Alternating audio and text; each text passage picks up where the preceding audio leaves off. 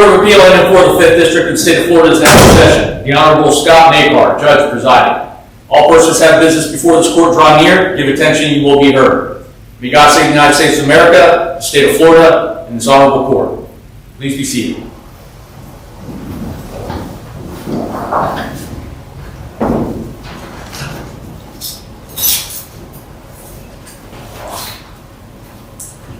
All right, good morning, everyone. To the State of the 5th District Court of Appeal, we have 2 cases on the docket today. I want to first of all say thank you to the host, the Duval County Courthouse and its administration, the Chief Judge, and of course Steve somewhere, who helps us set this up.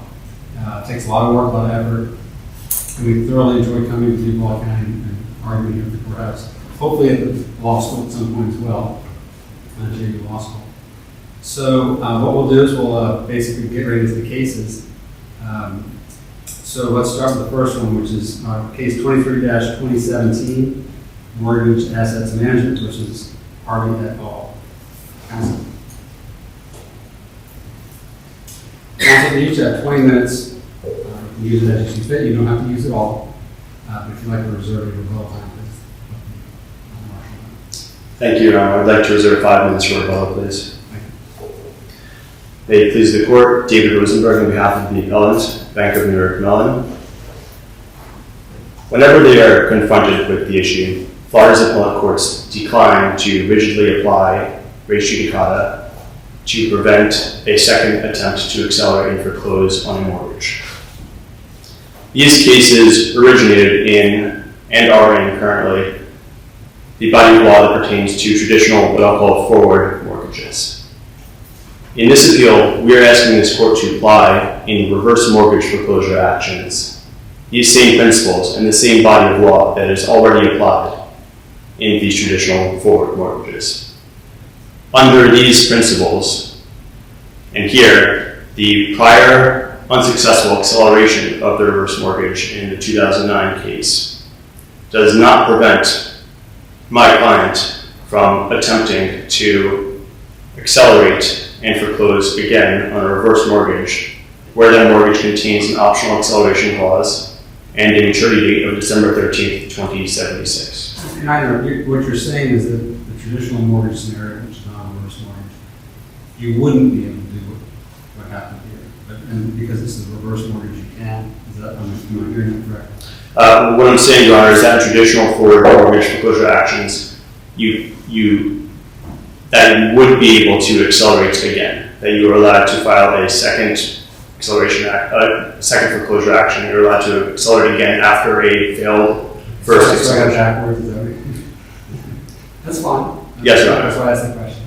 Now, aren't the acceleration events different, right? So, walk me through the logic of why, we should extend our precedent relating to forward-looking mortgages when, in reverse mortgages, I understand there's one acceleration event, that's the death of the mortgagee. Is that correct? Not exactly, Your Honor. So, acceleration is an affirmative act, and this is from Gray Bush, and they also talk about this in Voluntary. That's Justice Lawson's concurring opinion, which this court adopted en banc in Grant. And so, acceleration is an affirmative act. It is not something that is self-executing. It doesn't happen automatically. Under the provisions of the mortgage, the mortgagee has to take a specific step to accelerate the full amount of the mortgage. Sure, you have to take a step, but when you take that step, what is the event that triggers your right to take that step? So in traditional forward mortgages, right. So what I was getting at, Your Honor, is that death is not the act of acceleration. Act of acceleration is something that occurs in the complaint. Death, and this is passing away, and this is what's talked about in Hayes and it's Smith, which Hayes relied upon. Smith is also a 3rd district opinion.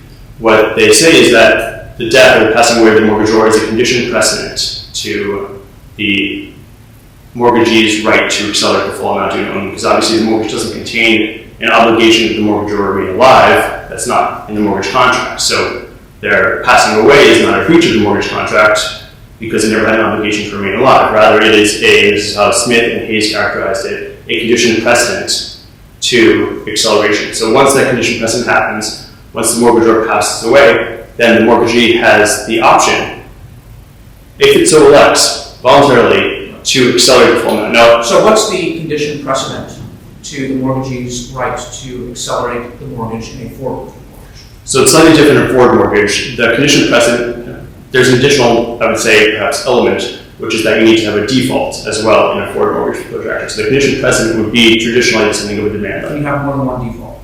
And yes, Okay. Can you have more than one passing away of mortgagor?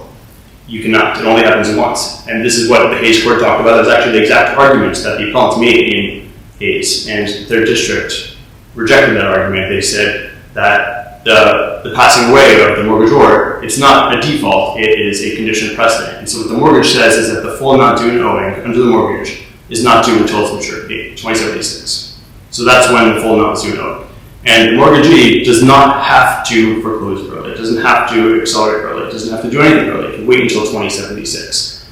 And when 2076 comes around, December 13th, 2076, my client can collect the full amount due and owing because at that point it will be owed. Now, an acceleration is when of course, as this court knows, acceleration is when the court tries to recover, when the mortgagee tries to recover the amounts early. And what the Supreme Court held the Florida Supreme Court held in Bartram is that an acceleration is not effective unless and until a judgment is entered. Until a judgment is entered, the mortgagor or anybody else is not obligated to pay the full amount that would otherwise be due and owing on 2076. So until that judgment is entered on the attempted acceleration, until a judgment for foreclosure is entered, there is no obligation of anybody to pay the accelerated amount. The acceleration is not it. It's not successful yet until judgment is entered. So we've never had a successful acceleration in this case. There was a prior attempted acceleration, but it failed. And it failed because there was no judgment entered. That's under Bartram again. And at that point, the parties, everybody's placed back into the same position they were before the foreclosure action began. And in that position, the mortgagee, again, this is under the plain language of the contract, the mortgagee has the option, it may accelerate, and it also, once it accelerates, it may foreclose. And it's not required to, it can wait until 2076. And Baltieri talked about this in this court's en banc decision, and Grant also talked about this, that mortgagees don't sue for, say, a single missed payment. What they're suing for is to collect the entire amount due and owing. So, just, I guess, to get back to John's original question then, is yes, reverse mortgages are different, and that was the source of the litigation below. But the question really is whether a payment default is a necessary ingredient in all of the res judicata cases that we have in Florida. And our position is no, that the payment defaults are not a necessary ingredient. And the Hayes Court agreed. In the Hayes Court, they said that a monthly payment is not a dispositive or even a necessary factor in the court's reasoning in Singleton from the Supreme Court, and Bartram and Devoe. And the Hayes Court parsed out and looked through those courts' reasoning, and what they decided that instead there were two other considerations at issue in all of those cases. And that was, one, does the mortgage contain an optional acceleration clause? And two, is there a definite maturity date? And the Hayes Court found those facts present, and so it applied those res judicata principles to a reverse mortgage foreclosure action that was predicated on the mortgagors passing away. So the exact scenario that we have here. And This was not a res judicata case, was it? correct, John, it was statute of limitations. But what they did is they applied res judicata principles. So the statute of limitations principles that are talked about in Bartram originated in Singleton. And so what the Singleton did is they talked about this, and Bartram took those res judicata principles, they applied to statute of limitations, and Hayes took those res judicata principles and applied them to statute of limitations. But the point really is that, if anything, those res judicata principles should apply more strongly here than they did in Hayes, because unlike the statute of limitations, res judicata is an equitable doctrine. It's just a fiction of law designed to terminate litigation early. And it's not a hard and fast rule that is supposed to be applied strictly. It's something that is equitable, subject to the weighing of the equities. And I'd just like to emphasize also that in Baltieri, the Justice Lawson, and again, this court adopted this opinion, this en banc, I'll just refer to Baltieri for convenience, but it's been adopted by this court en banc. The Florida Supreme Court said that there is a special rule for mortgage foreclosure actions. And mortgage foreclosure actions are treated differently than other cases. And the special rule that Florida courts have created does allow a second suit between the same parties in a mortgage foreclosure action. And it's based. But counsel, aren't all of those special rules for foreclosure, are they not tied to subsequent defaults? I mean, you can't, in a traditional mortgage, can you accelerate, sue on a default, failure to pay for some period of time, lose that case, and then accelerate and file on the same default period again? Not the same default period, correct, John? It'd have to be a new default period. Okay, so how do we apply that to a reverse mortgage? So the question becomes, Your Honor, whether that is a critical part of these other cases' holdings. And what Hayes said, all I can do is cite Hayes and argue its application here. What they said is that it's not critical. And the reason is because you have the unique nature of a mortgage. So we have a mortgage that the full amount, it's not due until 2076. I know we hashed this, but just to go through it again. So we're entitled to payment in 2076 as of today. The lien is still on the property. We're entitled to payment in 2076. And so the question becomes whether it's equitable to say that for the next 50 plus years, the property is mortgage free simply because a prior attempted acceleration was unsuccessful. And when that acceleration was unsuccessful, the parties everyone returned to their pre-foreclosure status. And so again, you have the mortgage contract with this optional acceleration clause. Now, I understand, of course, that the case pertaining to traditional forward mortgages does talk about payment defaults, but it's not just the payment default. That's not the essential ingredient. The essential ingredient is that the mortgagee is allowed to attempt to accelerate early and demand payment early. Otherwise, it is still entitled to payment. It's just entitled to payment at the end of the lien. Can you cite a single case in which a court has upheld the ability of a mortgagee to accelerate any kind of mortgage on the basis of the same acceleration event, so the same default, I guess, in the forward-looking mortgage context? Is there a single case that has done that? No, Your Honor, because the acceleration here is not based on, the default is not the mortgagor passing away. And this is what the Hayes Court talked about and the Smith Court talked about, is there isn't a traditional default. So I understand that. I'm asking in the forward mortgage context. Oh, I'm sorry. So going back to the forward mortgage context, you're asking us to apply that body of case law here.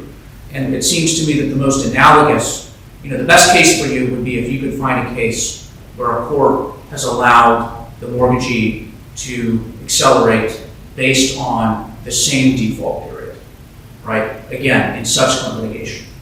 Are you aware of any case that has done that? No, Your Honor, and the reason, in our case, there is not a technical default in our reverse mortgage foreclosure action, so it is slightly different, right? I understand that. But I'm just saying the most analogous, you would think, is because you're looking essentially, it seems to me, to accelerate on the basis of the same triggering event, the same event that triggers, your acceleration proceedings, right?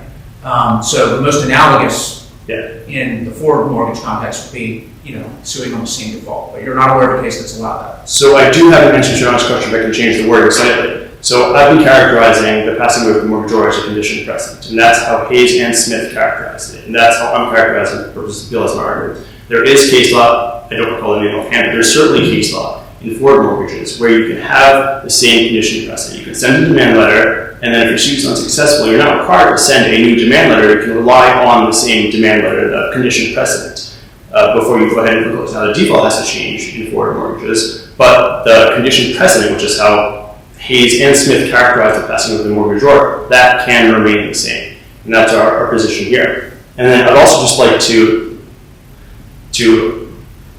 there are several elements in a foreclosure action, right? We've been focusing on the default, but there's also the date of acceleration, as I was talking about, and that is an element in a foreclosure action. And to find an identity of the cause of action, there has to be an identity of every single element in a foreclosure action. One of those elements is acceleration. And our date of acceleration in the 2019 case is different than the 2009 case. The 2009 case was based on date of acceleration, so October 10th, 2013, in the operative second amended complaint. In our case, in the 2019 case, the date of acceleration is September 16th, 2019. So if you're going to compare the facts necessary to prove each cause of action in the 2009 case and 2019 case, And one of those elements of the cause of action is acceleration. That's under this court's case law. That is different. That's different. Sorry. So wait, so you're saying that, just stepping back to what you were talking about with the forward-looking mortgages, that something, you don't have to make a new demand essentially as long as there's a subsequent default. So now you're saying that in a reverse mortgage, because you made a subsequent demand, that's somehow a different case? Is that what you're saying? That makes it different, something that's wholly within the bank's control and that they didn't have to do? That counts? To change the elements of the case? It goes to our argument where if you're looking for something that's different between the two cases, and one of those elements is acceleration, and the acceleration date has changed, yes, that is a fact that is different between the two cases. So, and I understand that's in traditional forward mortgages, it's slightly different, and I certainly recognize that. And I would just, so Singleton talked about the Supreme Court's decision in Singleton. It talked about and recognized, and we certainly also understand that there is a tension between the equities and the doctrine of res judicata. There is a tension, and we recognize that tension here. I'm not oblivious to it. But whenever they've confronted this issue, Barstool courts have resolved that tension in favor of the mortgagee. And that's what we're asking this court to do here, to not rigidly apply it. I would save the remaining for rebuttal. This court has no immediate questions. Thank you, Counsel. Thank you.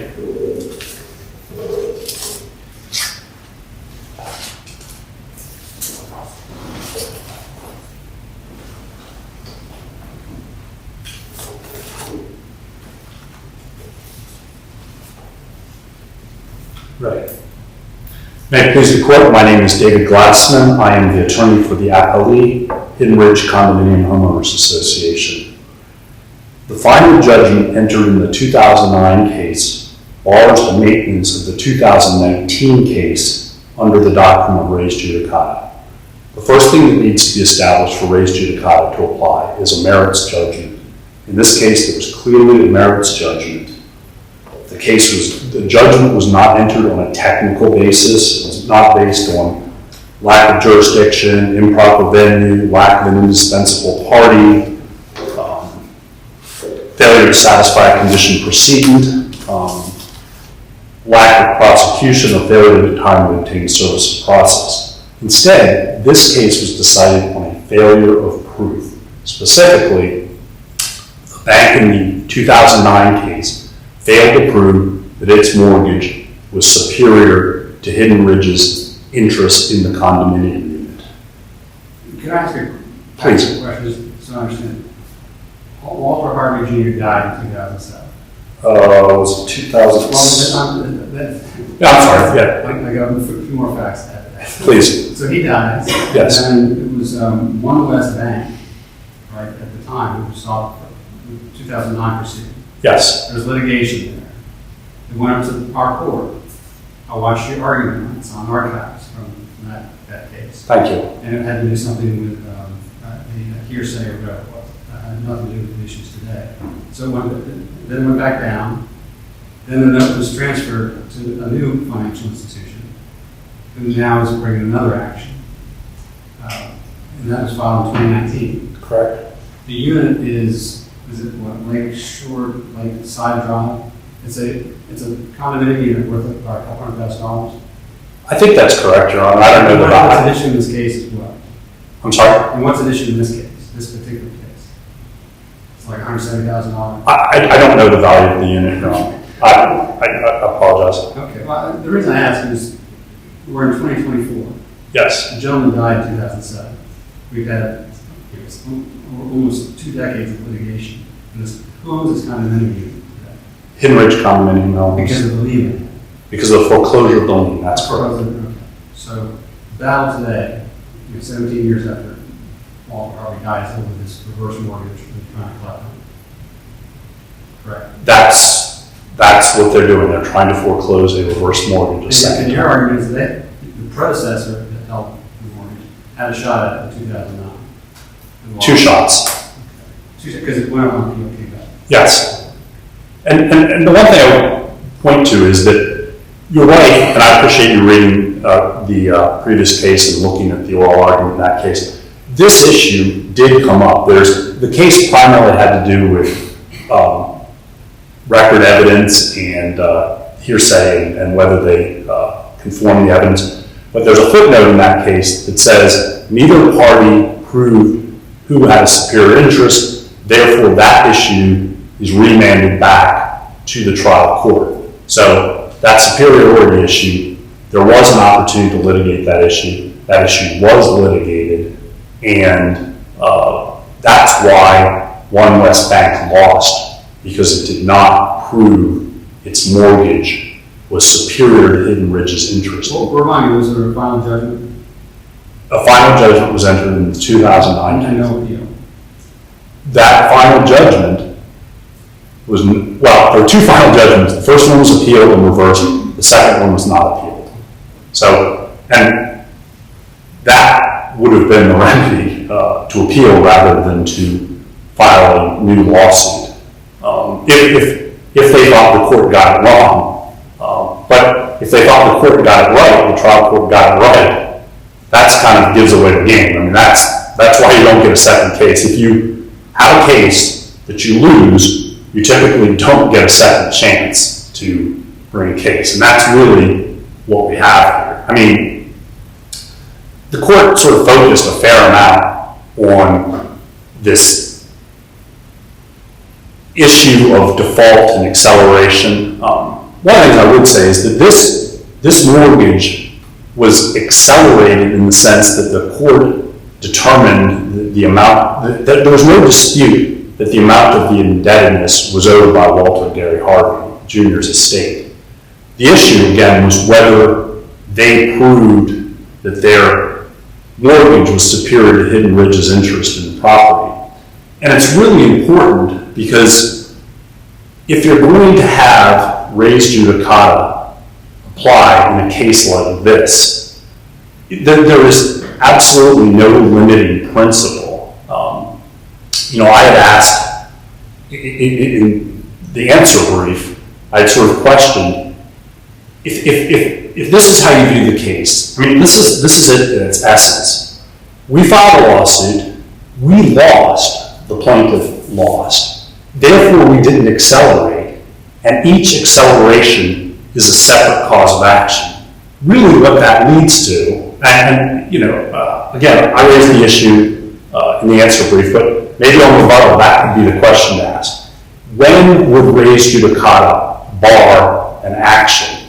Because that's what we have here, and I think the answer would be never. I mean, because every time... Well, 2076. Okay.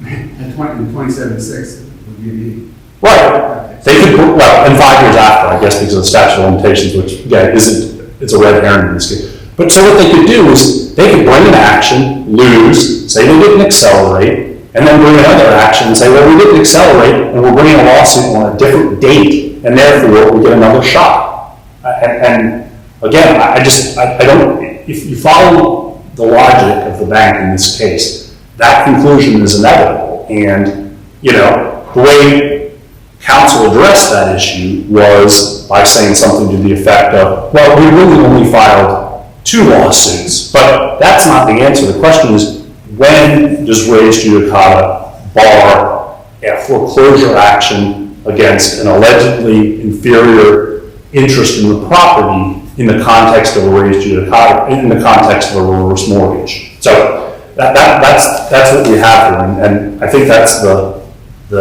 primary defect in this whole Singleton argument. The other thing I'd say is, what Singleton is about is equity. What Singleton is concerned about is the bank tries to foreclose, and what's unique about these things is that you end up with all of the indebtedness coming due at once. So, and the bank loses for some reason. Say the mortgagor comes in and says, look, I paid, they're wrong, I did pay this amount of money. And then, so the bank loses as they should in that case. But then what Singleton is concerned about is that the mortgagor would then decide to live in the house for free for the remaining number of years of the mortgage. We don't have this here. Hidden Ridge is not, we have no obligations under the note, we have no obligations under the mortgage. We're not that those equitable concerns simply aren't present here in this case. So, go. Is the unit being rented out by the association? I mean, you say you own it. I think it's not on the record. I mean, if you want me to address it, I know that the unit. What if the property was sold, in this case being moved? Well, if Hidden Ridge sold the property, that would be, what we would say to the title company is we are able to pass good title in this case. There was a mortgage, it hasn't been satisfied on record, but it has been attempted to be foreclosed. It wasn't successfully foreclosed, and therefore we have marketable title. Now, what the title company would do with that, I don't know. I don't do transactions, but not real estate transactions. But again, that's a separate issue. What's your As of today, the association owns the unit, the company. yes? That's my understanding that they foreclosed their own interest in that they continue to. Is it empty? Has it been empty since 2007?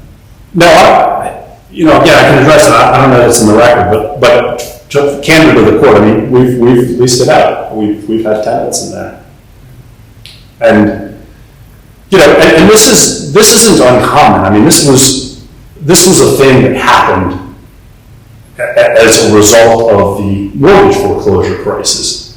What you had these communities, like my client, that are supported by payments to the members. These are nonprofit entities that maintain the units. And the banks, as we probably all know, were moving very, very slowly in the foreclosure cases. And what lawyers did is they would bring their own foreclosure case and rent out the property to recoup the lost assessments. Because the banks, and I know we're getting pretty far afield here, but I believe I'm addressing your question. The banks only had very limited liability when they completed the foreclosure. So if it took them years and years and years, I think they were on the hook for 1% or 1% of the original mortgage amount or 1 year of assessments, whichever's less. So. What was the amount of the lien? Did Mr. Harvey not pay HOA fees for 5 years? Yeah, I don't know. I don't know. I think, I explained to the trial court, I think I started that case, and then the client started using a different firm for foreclosure. So I don't recall off the top of my head what the amount of the unpaid assessments were.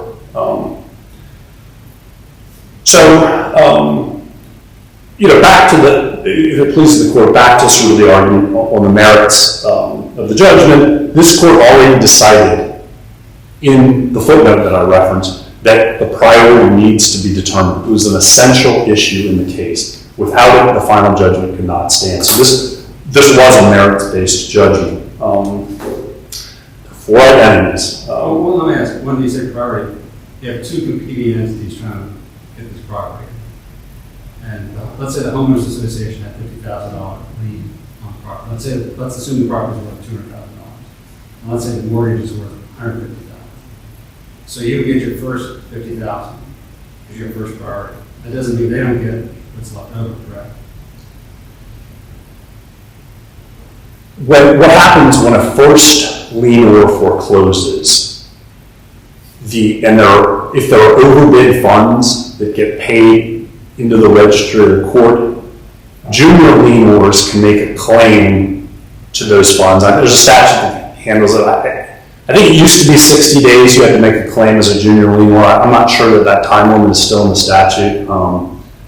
And then once those claims are made, the mortgagor is entitled to the remaining funds.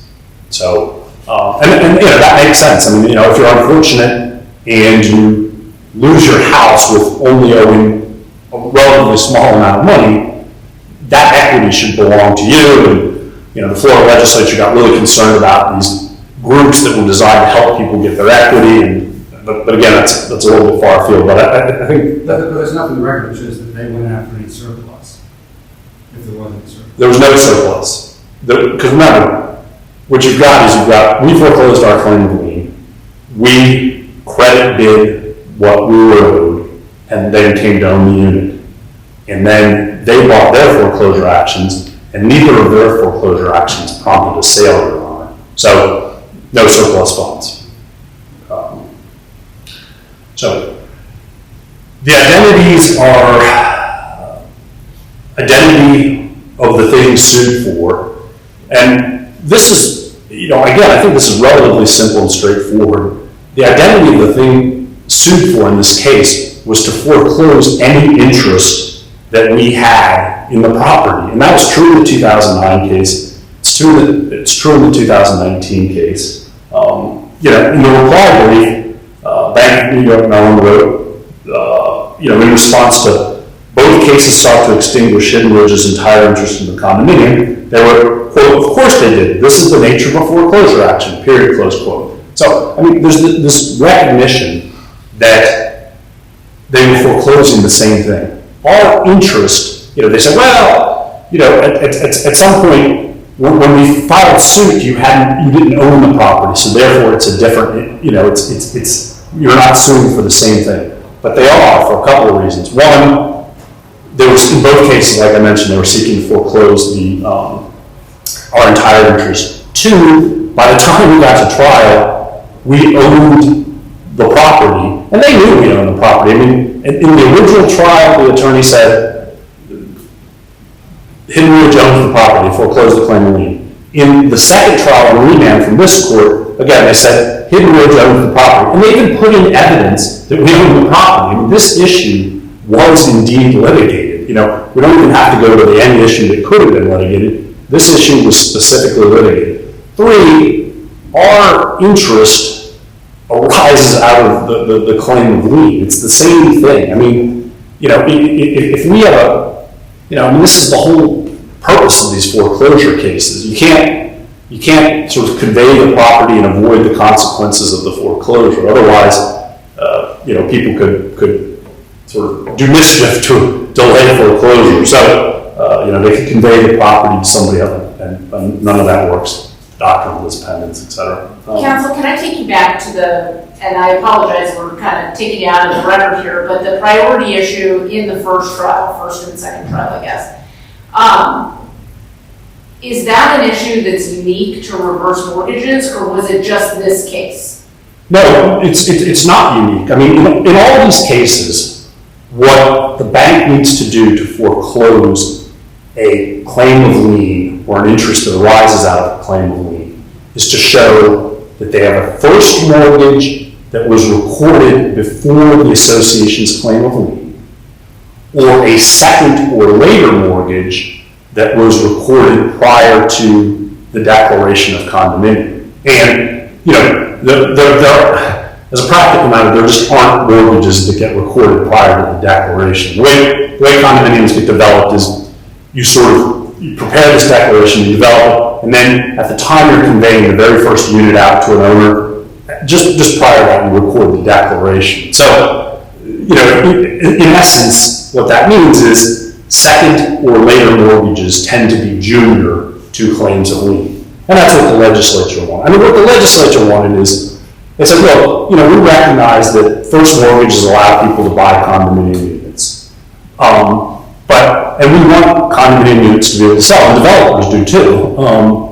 But then second mortgages, they're not sort of purchase money. So we also want associations to make sure they get paid so that the condominium can be kept up, which benefits everybody, including the bank. So they say second mortgages, you're generally going to be junior to claims of lien. So what they have to prove is that they're first mortgage, and it applies equally in either first mortgages or reverse, or it applies equally in forward mortgages or reverse mortgages. It doesn't matter.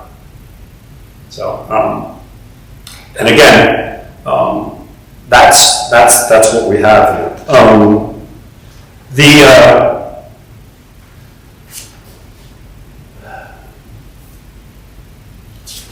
The next element that I haven't addressed is the privity issue. These parties are in privity. There is an assignment of mortgage in the record from CIT, which was what One West used to be called, to Bank of New York Mellon. And Bank of New York Mellon doesn't contend otherwise. What they say is, well, yes, we have an assignment of mortgage, but the mortgage follows the indebtedness, and there was no evidence of the note. But there is privity. So really what you have here is, if they want to say, I mean, the consequences of this, the fact that if they don't have the note, which they do have the rights under the note, but if they didn't, that would not be a basis to reverse this judgment. It would be another basis to affirm it. I mean, if we're sitting here today, and this is another issue perhaps for rebuttal, are you saying you don't have the note? Because if you don't, really this appeal is wasting judicial resources. I mean, if we're sitting here and they're claiming they don't have the note, which they have, they all correct, they filed an affidavit, we're entitled to enforce the note. They pled, we're entitled to enforce the note. At trial, the trial counsel said the note got destroyed in the previous foreclosure. I mean, that's what happened. So it's a red herring. It's not really an issue.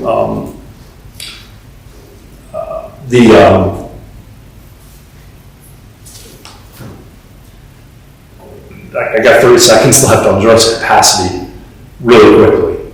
Capacity is sort of this idea, it's this recognition that, for example, if you get into a car accident and you get hurt or your kid gets hurt, you can bring an action on your behalf, you can bring an action as, next friend or whatever for your child. Those are separate capacities. If you lose in your case, you're not barred from bringing your kid's case. This is not what we have here.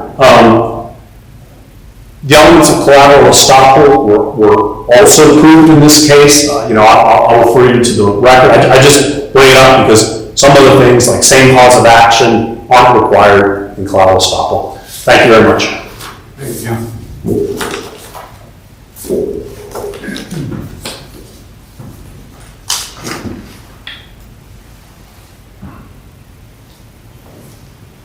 May it please the court. Could you address, from the other side's question about limiting principle?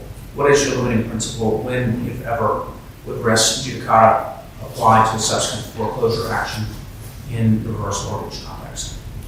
Yes, Your Honor. I think the limiting principle is more in practice than in theory. I think in theory, if you could accelerate, and you could do it however long you want, but in practice, that's not how it works. And I think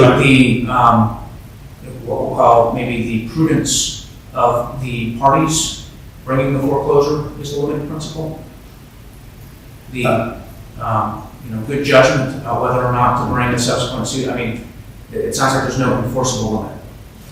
Well, I think the limiting principle is that I think maybe it's best compared to a forward mortgage. A forward mortgage. So my colleague makes it sound as though what we could do theoretically in this case is extreme. I would just note this case has been paying for 15 years. If you were to take a forward mortgage, that's every monthly default, 15 years times 12 defaults is 180 times that a forward mortgagee could attempt to foreclose. So, I think it's a question of numbers, but it's not as though a forward mortgagee is. There's not 180 deaths, right, of the mortgagor. There's one, right? So, I mean, you're not going on a month-to-month basis where you have a mortgagor who's delinquent in payments, and you can choose whether or not to bring a foreclosure action. We've got one event that triggers your ability to bring this foreclosure action, right?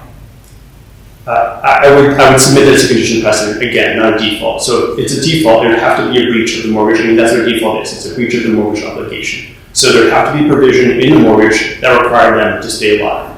And they would have to breach that in order for there to be a default. There is no provision in the mortgage that requires them to stay alive. I don't think that it should be characterized as a default. A default is something where you fail to comply with the requirements that you have as a party to the mortgage. So I understand as a practical matter that someone in your client's position likely would not bring a suit, every 2 weeks. But as a matter of actual enforceable limits, let's say that, you get an adjudication of merits very quickly, right? Dismissed for failure of proof, didn't come forward and prove that your mortgage is superior in interest to your friend on the other side. Can you come back in 2 weeks, having filed, a new letter giving notice of acceleration, filing a new foreclosure action in 2 weeks? So reverse mortgages, Why they're not, if not? So reverse mortgages, they have to be approved, the foreclosure action has to be approved by HUD, Housing and Urban Development. I mean, this is a program that's set up by the government. It's not something where we're just filing foreclosure actions by ourselves. Every single time that we file a foreclosure action in a reverse mortgage, that default has to be approved by Housing and Urban Development. Or, I'm sorry, the foreclosure action has to be approved by Housing and Urban Development. And we have to get approval from the Secretary. And so this is not something where we can just decide on our own what to do. It's something where you're working with a governmental agency, administrative agency, to determine whether or not we have approval to accelerate and foreclose. So this is not, I understand certainly that the mortgagee, the plaintiff here, is a private party, but the way reverse mortgage is set up, I mean, they're insured by HUD. And so if we're ultimately unable to recoup the mortgage, you could potentially make an insurance claim and so on. So there's a whole set of rules and systems behind this that we didn't get into here, but this is not something where we can just abuse the private sector. It's not. It's a very heavily regulated So industry. practicalities, basically, that you're saying weigh, against the ability to bring these things in, short increments of time, piggybacking off each other. I understand that. Okay. What about, your friend on the other side argued that if there is no note, if you don't have the note, then you have no standing to bring suit. Do you agree with that contention? And if so, do you admit that your ability to foreclose depends on your ability to enforce the note? Yes, Your Honor, I'm happy you brought that question up. So I would like to answer that in a roundabout way.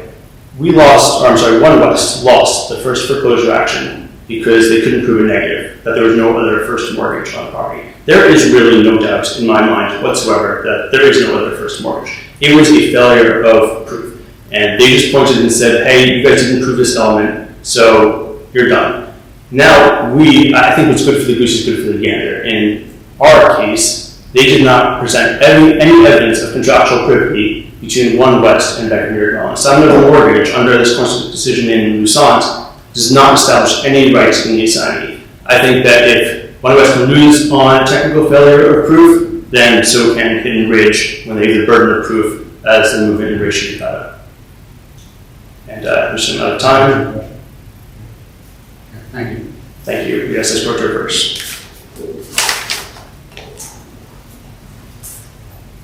Thank you both. Thank you, Your Honor.